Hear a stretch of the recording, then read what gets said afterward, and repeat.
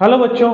जो बच्चों क्वेश्चन आया था जेई मेंस 2025 में 29 जैन में वेक्टर से क्वेश्चन है। Let a unit vector a cap is be a unit vector perpendicular to the vectors b vector i cap minus 2j plus 3k and c vector i plus 3j minus k एंड a cap makes an angle cos inverse minus 1 by 3 with the vectors I plus j plus k if a cap make an angle pi by 3 with the vector alpha I cap plus alpha j plus k then value of alpha हमें find out करनी है। तो देखो हमें एक condition तो ये given है कि a कैप जो है वो यूनिट वेक्टर है, इसका मतलब इसका मैग्नीट्यूड कितना होगा, 1 होगा।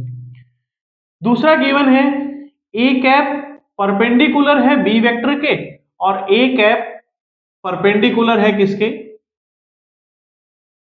सी वेक्टर के। तो देखो ए कैप क्या बन सकता है उसकी बात करें। ए कैप बी के परपेंडिकुलर भी है और सी के परपेंडिकुलर भी है। तो कोई वेक्टर यदि दो के परपेंडिकुलर है तो हम ये कह सकते हैं कि इसकी जो डायरेक्शन होगी, ए कैप की जो डायरेक्शन होगी वो डायरेक्शन होगी जो इनका क्रॉस प्रोडक्ट आएगा। क्रॉस प्रोडक्ट की जो डेफिनेशन है उसके अकॉर्डिंगली, कि क्रॉस प्रोडक्ट की डेफिनेशन के अकॉर्डिंग हम ये कह सकते हैं कि ए कैप की जो डायरेक्शन है वो किसके डायरेक्शन में आएगी, जो बी क्रॉस सी की डायरेक्शन होगी। और इस डायरेक्शन में है तो हम ये कह सकते हैं कि ए कैप पैरेलल होगा बी क्रॉस सी के। ए कैप हमारे पास आ जाएगा lambda times of B cross C. अब एक तो बी क्रॉस सी तो हम इजीली निकाल लेंगे क्योंकि बी वेक्टर भी है सी है, लेमडा ये दूसरी कंडीशन दे रखी है, यहां से लेमडा की वैल्यू आ जाएगी। देन फर्दर आगे मूव करेंगे तो यहां से पहले निकाल लें B vector cross C vector. देखो क्या बनेगा, आई जे के।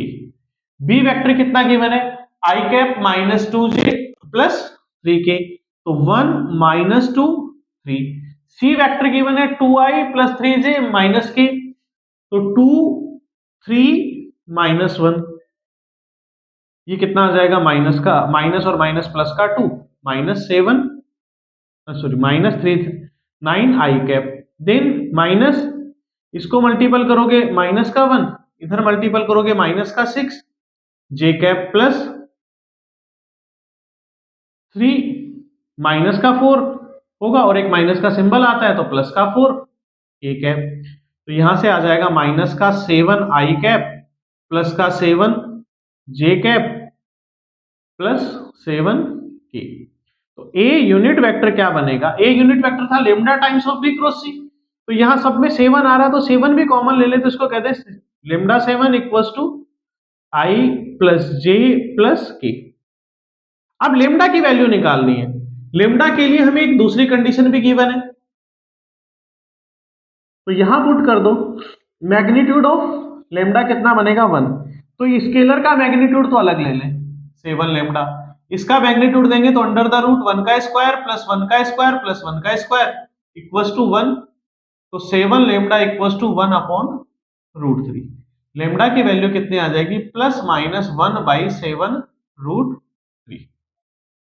अब प्लस वाला सिंबल लेना है या माइनस वाला, क्योंकि लेमडा की दो वैल्यू आ रही है।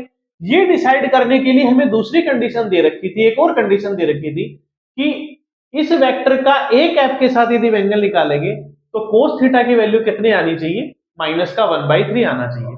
तो चलो यहां से कोस थीटा निकाल लो। कोस थीटा क्या बनेगा, ए कैप का।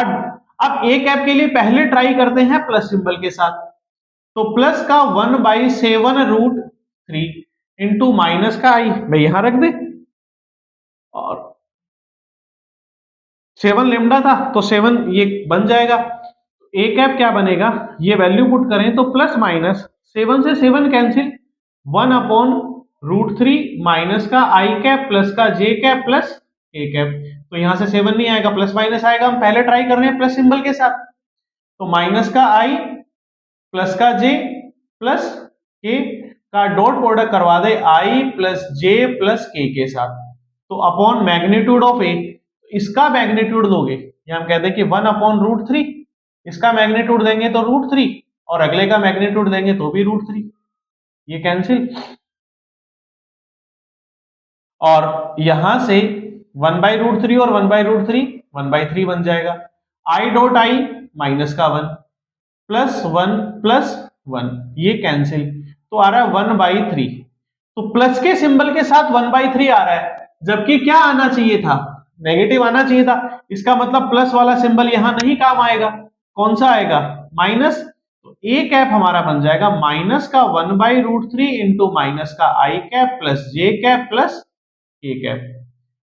अब एक लास्ट कंडीशन दे रखी है, उससे अल्फा की वैल्यू आ जाएगी। क्या दे रखा है कि यदि हम cos π/3 निकाले तो ए कैप का इस वेक्टर के साथ डॉट प्रोडक्ट करवा दो, 1 माइनस का 1/√3 इंटू माइनस का आई कैप प्लस का जे कैप प्लस के कैप इंटू 1 प्लस आई प्लस अल्फा जे प्लस के अपॉन मैग्नीट्यूड। अब देखो ये यूनिट वेक्टर है, इस यूनिट वेक्टर का डॉट प्रोडक्ट करवाओगे तो कितना आ जाएगा, सॉरी मैग्नीट्यूड निकालेंगे कितना आ जाएगा 1, और इसका कितना आ जाएगा under the root 1 plus alpha square plus 1, और cos π/3 की वैल्यू होती है 1/2 इक्वल्स टू माइनस का 1/√3।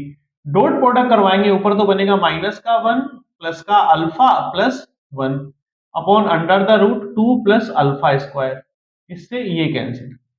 तो 1/2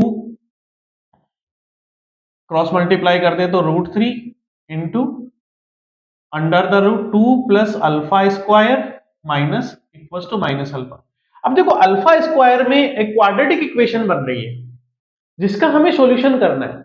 अब अल्फा स्क्वायर में सॉल्यूशन करना है तो दो वैल्यूज आनी चाहिए, क्वाड्रेटिक इक्वेशन है तो दो सॉल्यूशन आएंगे, दो में से कौन सा लेना है, क्योंकि यहां हमारे पास कहीं भी दो ऑप्शन पेयर नहीं है, तो कौन सा लें। अब देखो इसका जो सॉल्यूशन आएगा, इस पार्ट का सॉल्यूशन पॉजिटिव सॉल्यूशन आएगा। तो पॉजिटिव सॉल्यूशन कब आएगा, जब हम अल्फा की वैल्यू क्या लें, लेस देन 0। तो जो भी सॉल्यूशन करेंगे उसमें अल्फा की जो दो वैल्यू आएंगी उनमें से वो चूज करनी है जहां अल्फा क्या हो, लेस देन 0। अब ये निकालने के लिए स्क्वायर कर दो तो बोथ साइड, तो ये तो कितना बन जाएगा 3/4, 4 plus alpha square equals to alpha square.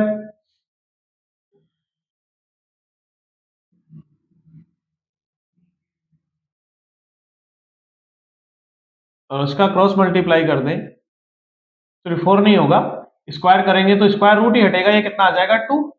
तो 6 plus 3 alpha square equals to 4 alpha square, transposing कर दें तो 6 इक्वल्स टू अल्फा स्क्वायर। तो अल्फा की वैल्यू आएगी प्लस माइनस √6, बट यहां डिसाइडेड है कि अल्फा हमें जो आएगा वो लेस देन 0 वाला लेना है, तो अल्फा की वैल्यू कितनी आ जाएगी माइनस का √6, अल्फा होगा माइनस का √6।